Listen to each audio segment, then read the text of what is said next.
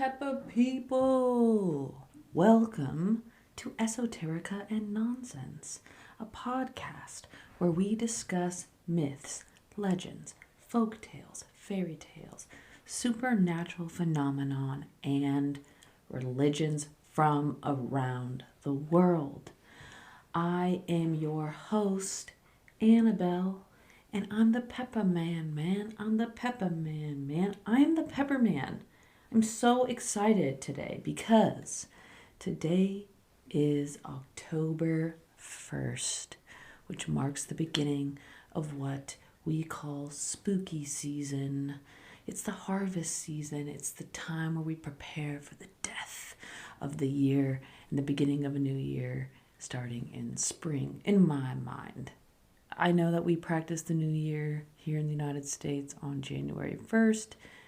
I like practicing the new year on the spring equinox. Either way, it is fall officially.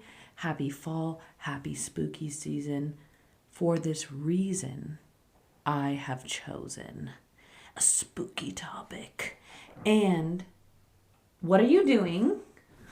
What a naughty Pepper. The Pepper that I'm watching, he's an old dog. He was going through my bag, but luckily he didn't get anything.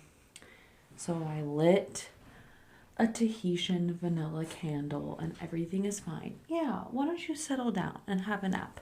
I think that he's upset because today we're talking about cats, cat gods, cat deities. It's going to be incredible. First of all, I love cats. Cats are incredible. They are supreme beings. And I want to start this episode off with a quote. I taught a poetry class this year to 6 different public schools. And in total, I had about 100 students, give or take. And one of my students was only 6 years old, and she would write poetry, but she couldn't really read the things that she wrote. So there was a lot of scribbling and a lot of drawing. And one day I went up to her and she had drawn pictures of cats and she had scribbled a bunch of sentences. And so I asked her what she had written, and she pointed to a short paragraph of scribbles and she read it aloud for me. And this is what she said. Cats are better than me. And I thought, the children are perfect and they really know the answers, and we need not to teach them but to guide them. This young child has so much wisdom to share with us all. And that's how I'd like to start this episode out. So, without further ado, I want to be clear on what I deem a cat deity. So, a cat deity or god, are you licking your paws? It is a little bit disruptive. He's licking his paws. It's a little bit distracting. I can hear it. I can hear it on the recording. I apologize, but I can't be mad at him. He's a free being. So, what I recognize for a god or deity to make the cut, they had to have had physical qualities of a cat. So there are gods that are related to certain animals or they're riding an animal, but I am strictly discussing the deities that are either full cat or have cat heads or what have you. Now, I definitely didn't get to all of them, but I got the big ones and my favorite ones, and it's still a 2-parter, mind you. There's a lot happening here. So, our first cat god that we will be speaking about is known as Mishipeshu. Mishipeshu means the underwater panther or underwater lynx. It directly translates into the great lynx. Bless you. So, Mishipeshu, or sometimes pronounced Mishipeshu, it comes from the Ojibwe language, and it's spoken by the indigenous people of North America located near the Great Lakes, specifically the northern part of the Great Lakes. And most of these peoples are from Canada.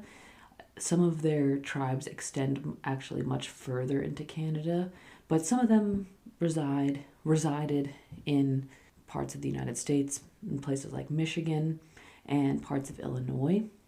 Mishipeshu is a particularly sacred and prominent water being among the tribes of the Anishinaabe, the Odawa, and the Ojibwe peoples, as well as the Potawatomi people. Mishipeshu is said to have the head and paws of a giant cat, but is covered in scales and has dagger-like spikes running along its back and tail. The type of cat varies from culture to culture and tribe to tribe. Often it is described as a lynx with horns of a deer or bison, and with the upright scales, sometimes described having feathers and other random animal anatomy. They are represented with exceptionally long tails and described as serpentine-like beings. They are known to swim fast and to be amphibious in nature. They are known to roar and hiss in the sounds of storms or rushing rapids. Mishipeshu lives Michipicoten Island in Lake Superior. So, the Ojibwe name for Lake Superior is Gichigami, which roughly translates to Great Sea. I feel like we should change the names of all of these lakes and rivers and whatever back to their native names. I mean, we call it Lake Superior, but that's not really the real name of the lake, is it? Anyway, so Lake Superior was called Gichigami, meaning Great Sea, and the Mishipeshu lives on this island in Gichigami.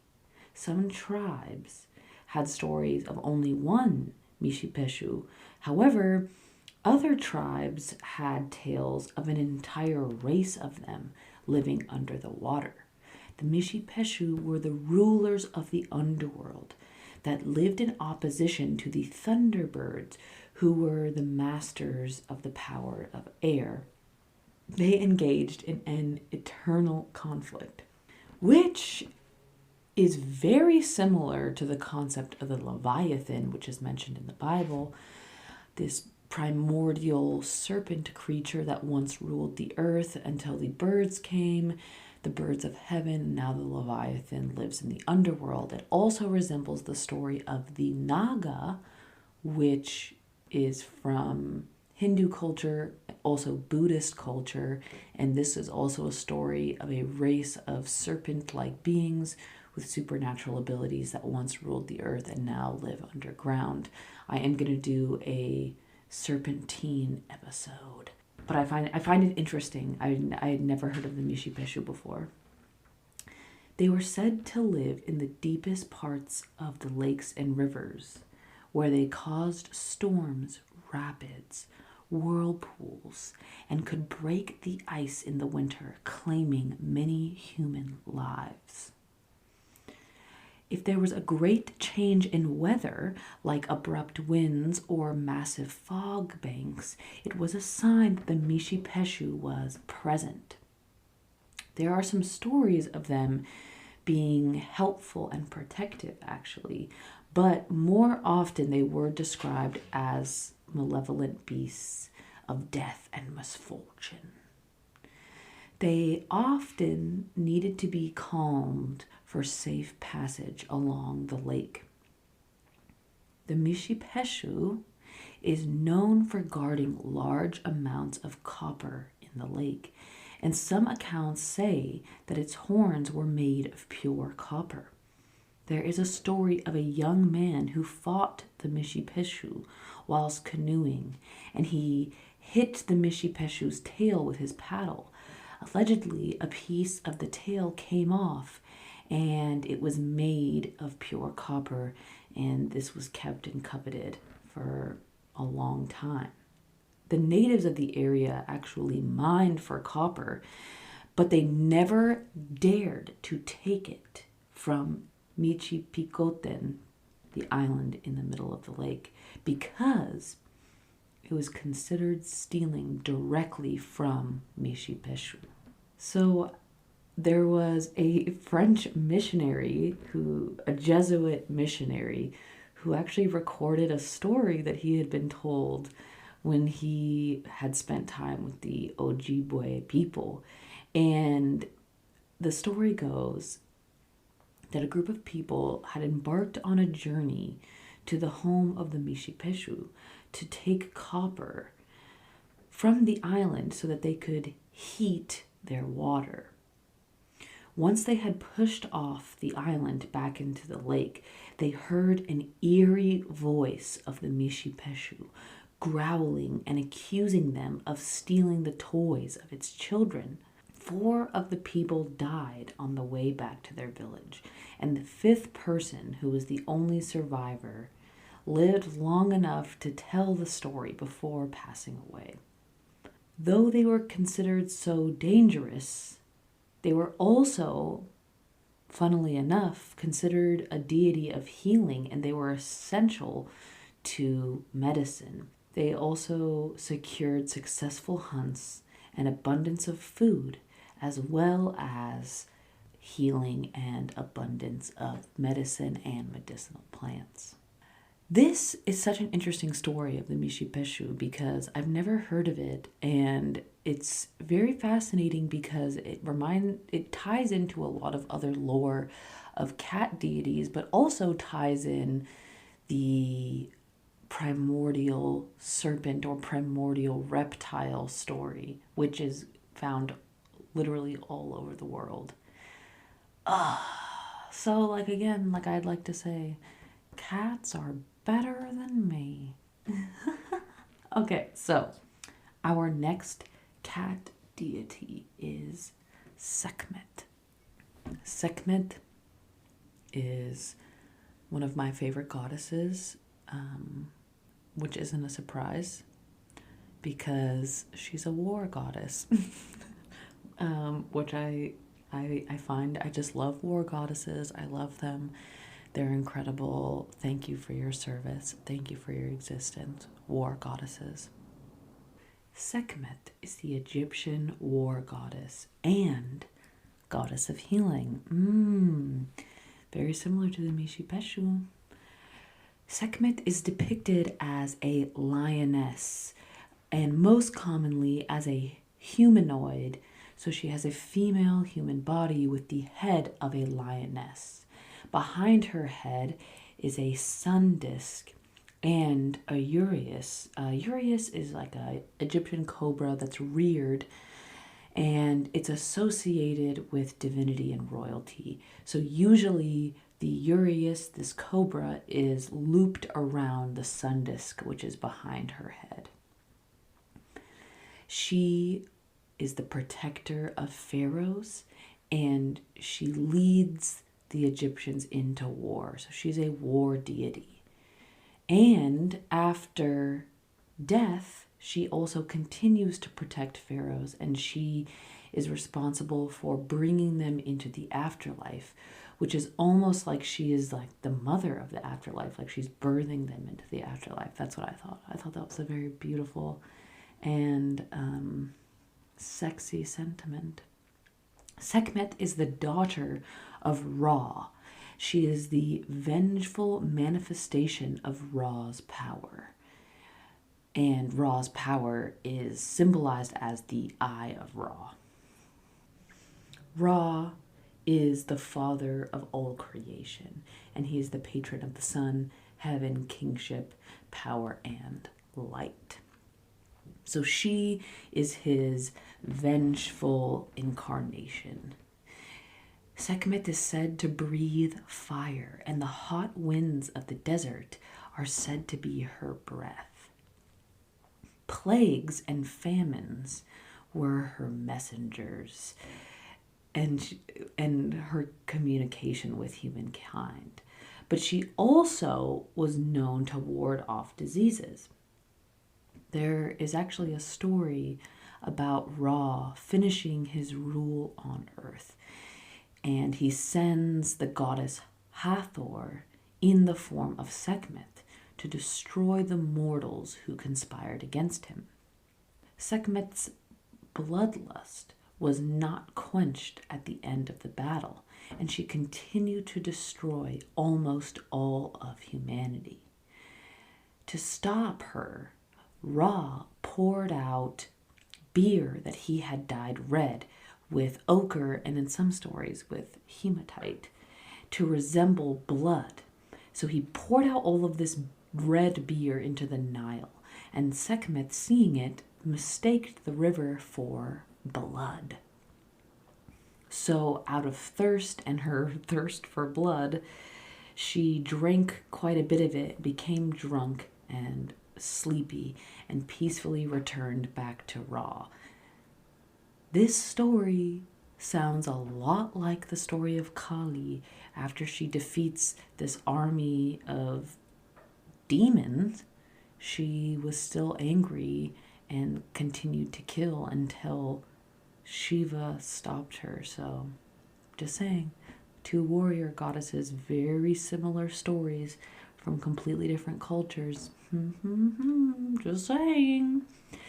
So, there actually was an annual festival for Sekhmet, which was actually an intoxication festival.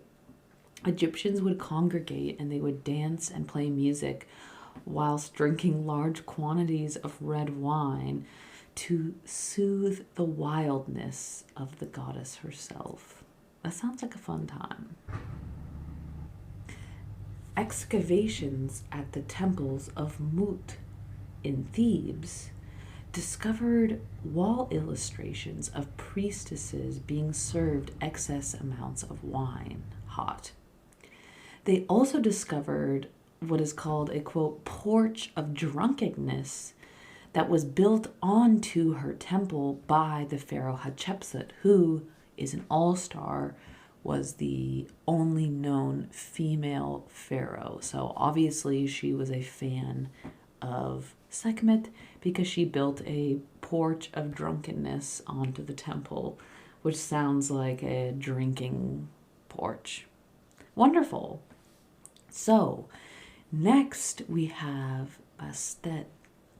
Bastet is another cat goddess of Egypt, and she is very closely associated with Sekhmet. It is believed at one point that they were originally one goddess and then they branched into two separate entities, kind of like opposite sides of the same coin. So Bastet is the goddess of protection and healing, and she's considered the sister of Sekhmet. She's most commonly depicted with a human body and the head of a house cat, usually a black cat. At one point, she was also depicted like a lioness, but over time, she was depicted solely as a house cat. Bastet is the gentler and more calm incarnation of Sekhmet. It is thought that Bastet's name could mean she of the ointment jar, symbolizing her ability to heal. She is sometimes known as the Eye of the Moon. I want to be called the Eye of the Moon. She is often depicted with a sistrum, which is a U-shaped percussion instrument fashioned out of metal, and in the other hand, holding an ankh. I find this to be really interesting because she's associated with healing and protection. And I do know that in ancient Egypt, music was often used as a way to cleanse the energy. and cleanse the body from stagnant energies or possibly evil energies. And I have heard theories that the Ankh was actually used as an energetic tool. I've heard that the Ankh was used for sex, that you would hold the base of the Ankh whilst you were having sex so that when you were to orgasm, you wouldn't lose all of your chi or all of your ka, your energy, and your energy would end up coming up through the ankh and arcing up the top, and the cross parts would allow for expulsion of old energy, but like your life force energy would be arced back into you. And a lot of ankhs were made out of gold because they're good conductors of electricity. That's what I've heard. It's all alleged, but that checks out to me. So anyway, it's interesting that she's holding this musical instrument and the ankh, because I could see why this relates to healing. And I think, I want to know more. If I could time travel, I most likely would go to ancient Egypt, because so much of Earth history has been inspired by Egypt, and sadly through colonization from many cultures over the past couple thousand years, we've lost so much direct information. Yeah, hopefully we can stop destroying other cultures. Anyway, the reason why Bastet is associated with the house cat or the domesticated cat is because domesticated cats were highly respected and revered in ancient Egypt, because they ate mice and killed snakes and ultimately protected the crops throughout the year.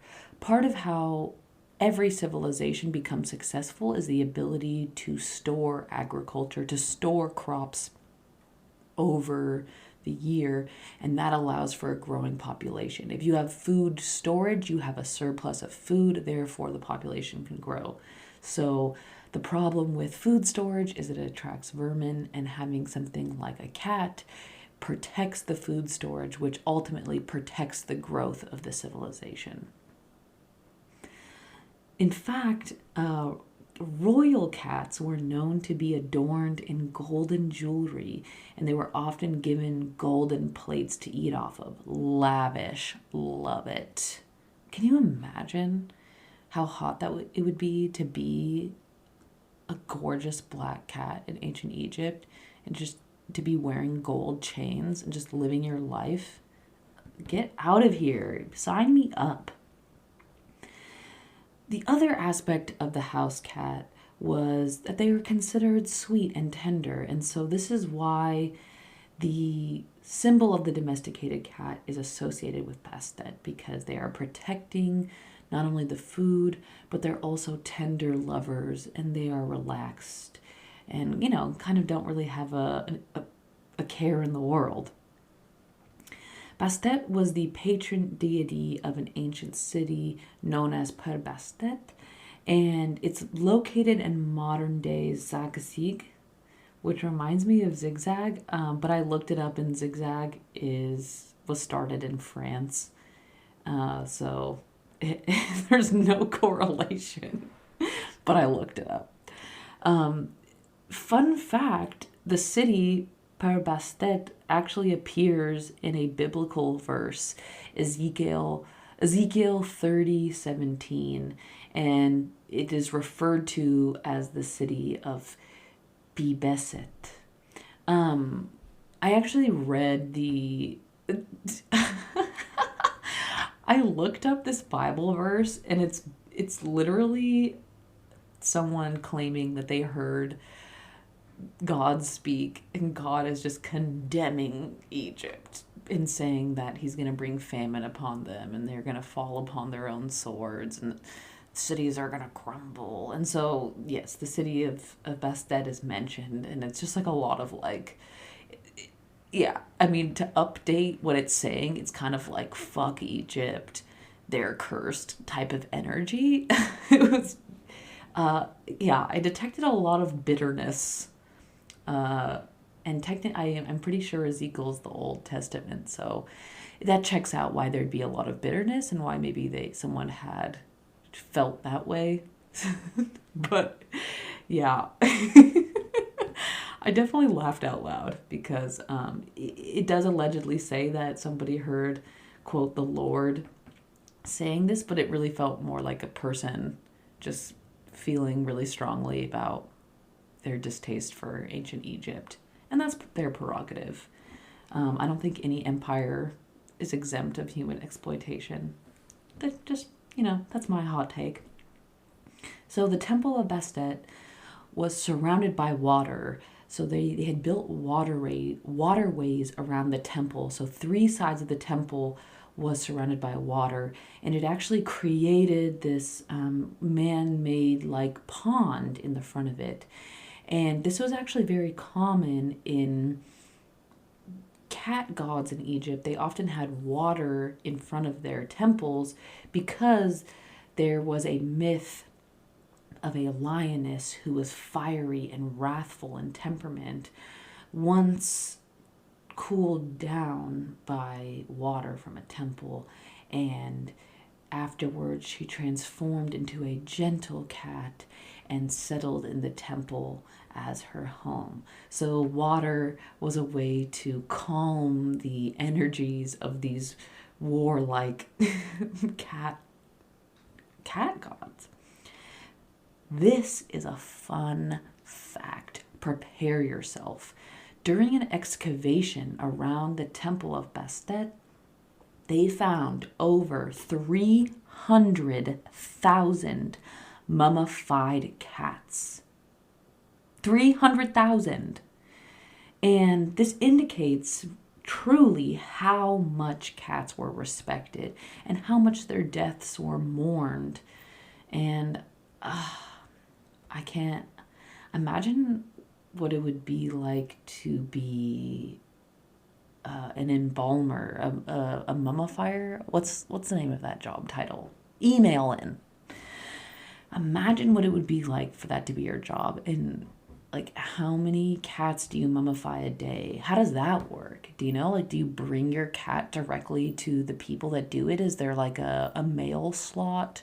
Is there some kind of like communal place where you bring the cats and then they're distributed out or brought to the temple separately? Do you have to like write a request form? I want to know the ins and outs of this business. Do you have to pay? Is it free? I'd assume that it's free because your cat's better than you. Your cats are better than me, that's for sure. Who's to say? So, Bastet also actually had her own festival, which was also known to be a festival of intoxication. And allegedly, the festival attracted over 700,000 people each year who would travel from all over Egypt. Apparently, according to a Greek traveler who wrote about attending a festival, he said that children wouldn't attend, which I guess checks out because people were getting shit-faced.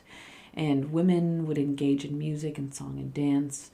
And yeah, people are just getting drunk to kind of rejoice in the drunkenness of the drunken gods. Pretty sick if you ask me. So, next up we have Mahis. A lot of the Egyptian gods, specifically the cat gods, seem to have more of a following with the female goddesses, but I'm bringing up Mahis because he was considered to be the son of Sekhmet. In some iterations, he's considered the son of Bastet. And he's also a war god. He has the head of a lion, and his name means he who is true beside her. I assume it's referring to his mother, Sekhmet, but I'm not sure. So he's also associated with war and protection, and more specifically, he's associated with weather, knives, lotuses, and devouring captives. He is the son of the creator god Ptah, and Sekhmet, like I mentioned. And what's interesting is that he's worshipped almost identically as the god Apedemak. So Apedemak is a Nubian god, which also was on the Nile Valley, the Nile River Valley, but it was usually more far south. But a lot of deities between the cultures mixed because in different parts of the Egyptian Empire, Egypt, was big and got smaller depending on, what time period we're talking about. So there's this Nubian god known as Apedemak, and he was worshipped by the Meroitic people. And they have a temple of Naka, whereas he's depicted as a three-headed lion with 4 arms. And there's actually other depictions of him with a snake body and a lion head, which reminds me of Mishipeshu, the reptilian body with the cat head. Am I right? But most depictions of him were with a human body and a lion head, which is much like the Mahes or the other deities of Egypt. And in the areas of Kush and other kingdoms of Nubia, they would worship Apedemak to bring success in military campaigns. So, I know that was fairly brief. Part of why I decided to make this episode about so many different cat deities is that some of these stories have more information than others. So I just thought we've just cover a whole bunch of them. And it's so interesting to compare them to each other. So next up, we have Dawon. This one is fucking cool. So Dawon is a Hindu deity. Dawon is a tiger that was offered by the gods to serve Durga, who is the goddess of wisdom. The story goes that as Durga fought with 10 weapons wielded in her arms, Dawon supported her and attacked the enemies with claws and fangs. So Dawon is this tiger, and the tiger was a representation of power from the wars they had won. So the tiger essentially is this symbol of a decorated war hero. And Dawon is usually depicted as a Bengali tiger or sometimes as a Gatok Bahini. Gatok Bahini? We'll go with it. So this was this mythical creature that was half lion and half tiger, which is a liger, just saying. But here in ancient India, they already had ligers. But what's fascinating, and I didn't ever know this, was that the liger was considered a sacred tiger in Tibetan lore. What? Right? I know. Durga is the definition of energy, and her consort is Shiva, who is the god of destruction. And Shiva is always depicted with a tiger skin, and this is an indication that he is beyond the bounds of the natural world. It is said that Shiva got his tiger skin because one day as he was walking through the forest, the consorts of the forest-dwelling sages were so taken by Shiva's physical beauty that they all considered leaving their husbands. And naturally, the men felt that they had to eliminate him at any cost. Typical. I'm sorry. My wife wants to enjoy carnal pleasures with this man, so the only solution is to murder him. That checks out. I feel like what I love so much about researching ancient cultures from around the world is that we haven't changed at all. I mean, in some ways, I think we've regressed. I think we love to think that we've progressed as like human society, and I think in some ways we have, but I don't think it's so linear. I think it's, I think we progress in some ways and we regress in others, and it's this ever oscillating experience. But it's the proof is in the pudding, everyone. And murdering someone for being too hot has always been a thing. And it's pretty horrible. It's pretty mean because, yeah, I'm a fan of Shiva. Let Shiva be a hot bitch. Just saying, you guys, relax. So, yeah, the husbands of these women felt that they had to eliminate Shiva at any cost. And so they dug a great pit and they use mantric magic to summon a great and ferocious tiger. And Shiva defeated this tiger with no issue because he's the god of destruction, and it doesn't really work like that. There's no magic spell that you can pull that's going to kill the god of destruction. So, after winning this battle, Shiva forever wore the tiger skin as clothing. And it's kind of like a crowning jewel of him being the god of destruction, because even the tiger, which is the decorated war hero, Shiva is always, one step ahead. He's the god of destruction. So a lot of these stories are thought to trace back to Tibetan Buddhism, or just Tibetan lore in general. Buddhism pulls on a lot of themes from ancient Tibetan lore. And in ancient Tibetan lore, the tiger is very holy. So in Tibetan Buddhism, the tiger is considered one of the 4 animals associated with the Kagyu lineages, which are the oral lineages of Tibet. So in Tibetan philosophy, the tiger is associated with compassion and generosity, and specifically the Bodhisattva vow. So the Bodhisattva vow is an agreement in which an individual chooses to forego their own enlightenment to stay on earth to help others achieve their own enlightenment. So it is seen as donating your body for the purpose of furthering the Buddha's teachings. And so there's a common motif in Tibetan art and literature of people making gifts out of their bodies and giving them to animals.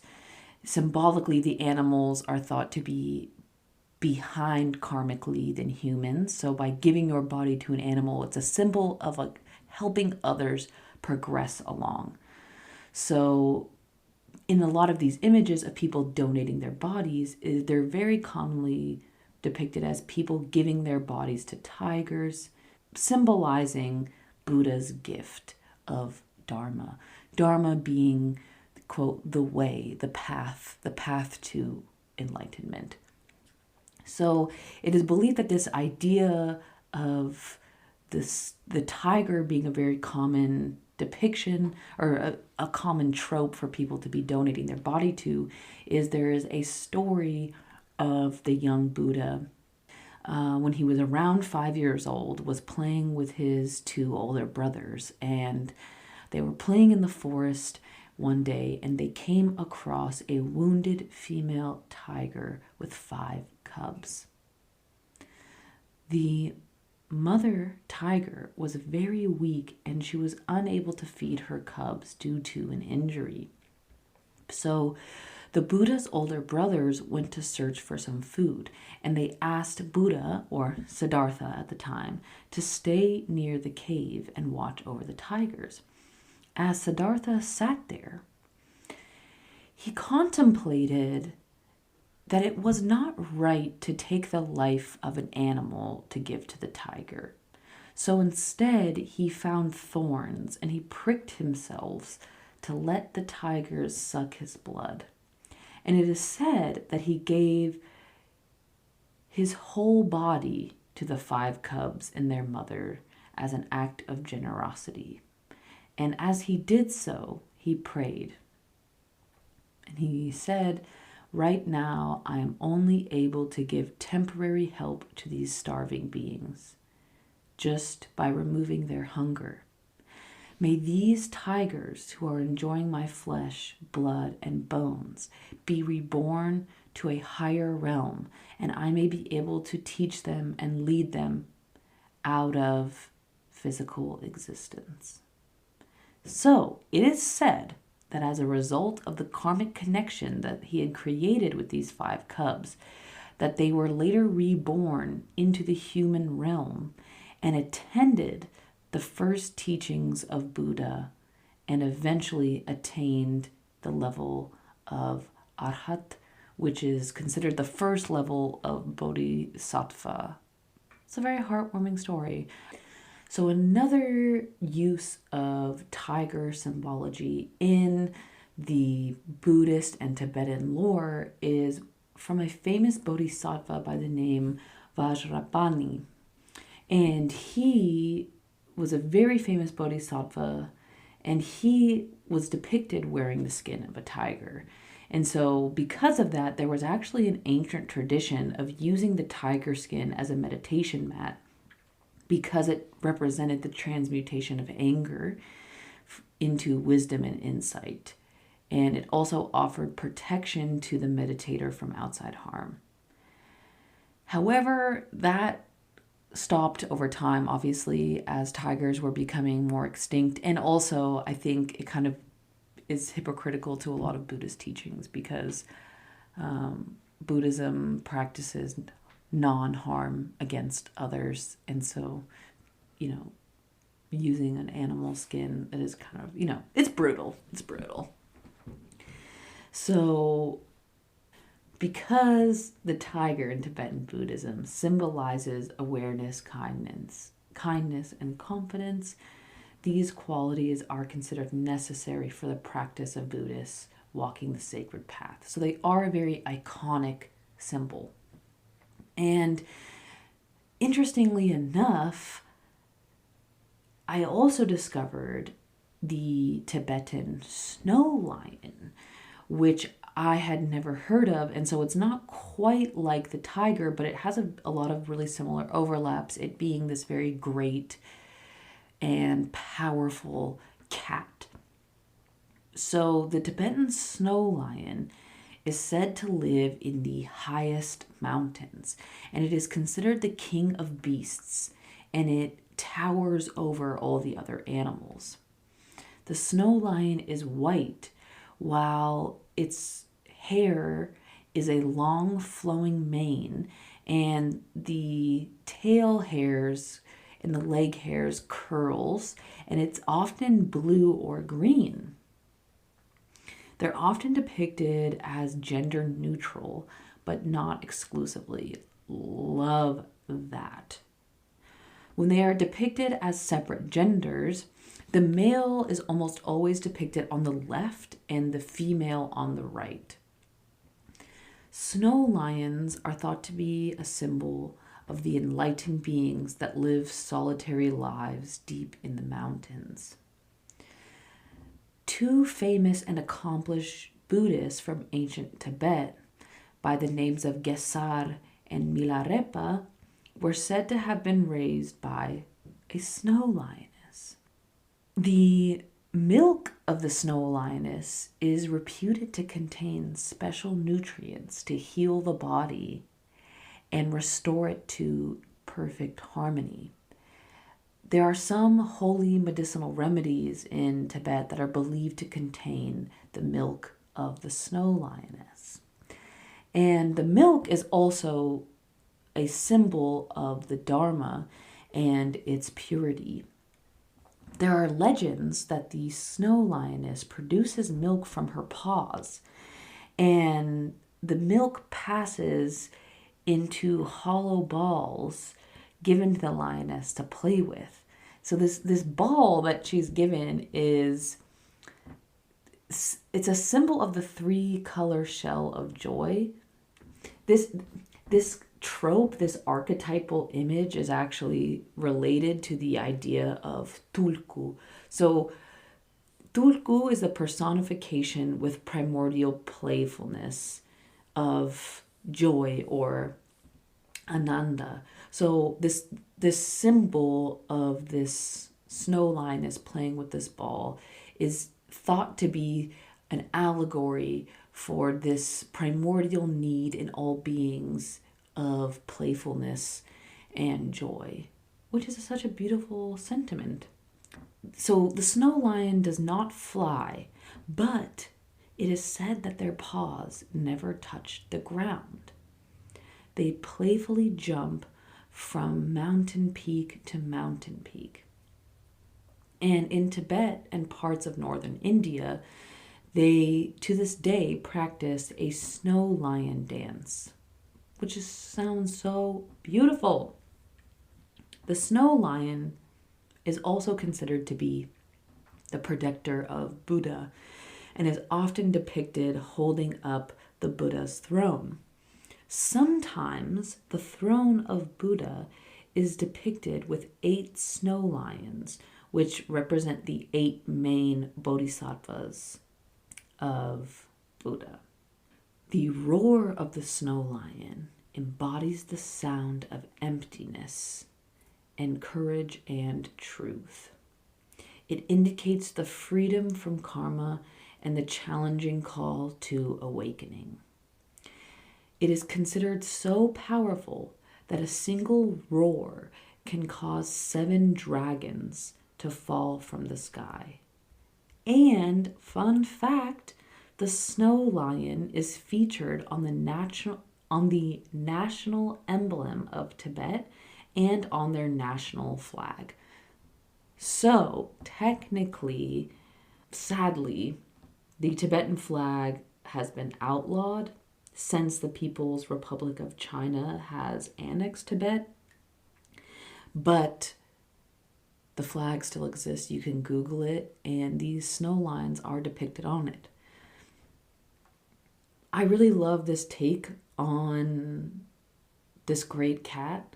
What I love so much about these stories, specifically the ones that we just recounted of the Tibetan lore, that cats are associated with compassion and healing. But ultimately, what we've learned so far is cats are almost always associated with power and this unmatchable power. They truly are incredible. And I cannot wait. I have so many more to talk about, but this marks a perfect place to pause before we continue on with cat deities and cat gods from around the world, because cats are better than me. Before I go, I just want to say thank you so much to all the people who've been tuning in, and specifically all the international listeners. I now have been streamed in over 20 countries. I feel so honored. Thank you so much for listening. I invite everyone to please write in. You can email me at esotericaandnonsense@gmail.com. I'm so grateful that you tuned in. I hope you have a beautiful day and a beautiful spooky season. Meow. Cat. I'm a kitty cat. And I dance, dance, dance. And I dance, dance, dance.